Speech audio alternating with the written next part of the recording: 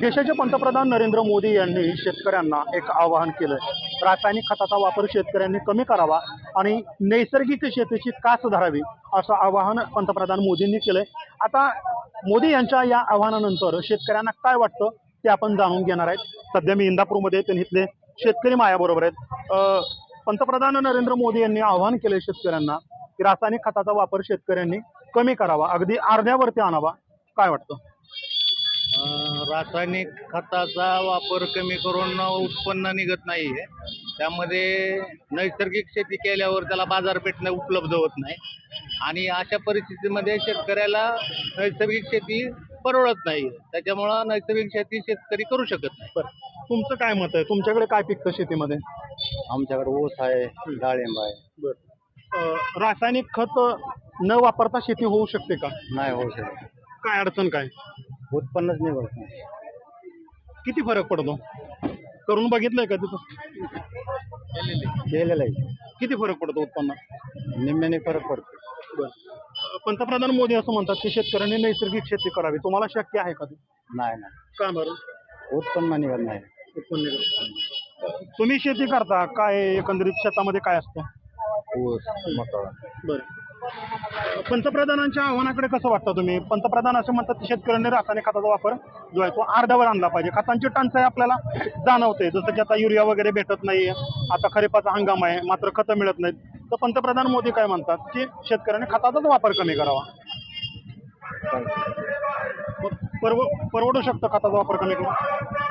नाही बरोबर. शेतकरी संघटनेचे काय या ठिकाणी पदाधिकारी आहेत, काय सांगाल मला?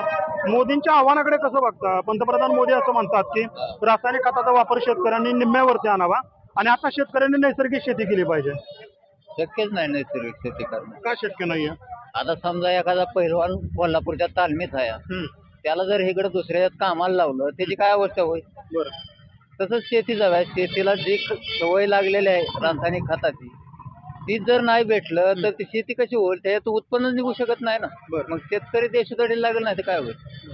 पण नैसर्गिक शेतीकडे जर आपण वळलो तर मग त्या शेतीकडे वळल्यानंतर उत्पन्न कमी निघेल, पण ते मानवी आरोग्याला चांगलं असेल ना, घातक तर नसेल. हा, मानवी आरोग्याला चांगला आहे, पण ह्याच्या अगोदर जवळजवळ 25-30 वर्षापासून प्रत्येक शेतकरी हा रासायनिक खतच वापरतो शेतीला. बरं, त्या रासायनिक खताच्या ऐवजी जर नैसर्गिक करायचं म्हणलं तर ते उत्पन्न 100% जवळजवळ 30% येणार ना. मग ते शेतकऱ्याला परवडणार का शेती अच्छा, करायला? म्हणजे शेतकऱ्याचा प्रपंचाचा गाडा चालवणं त्याला शक्य नाही असं म्हणायचं. होणार नाही. किती वर्ष झालं शेती करताय?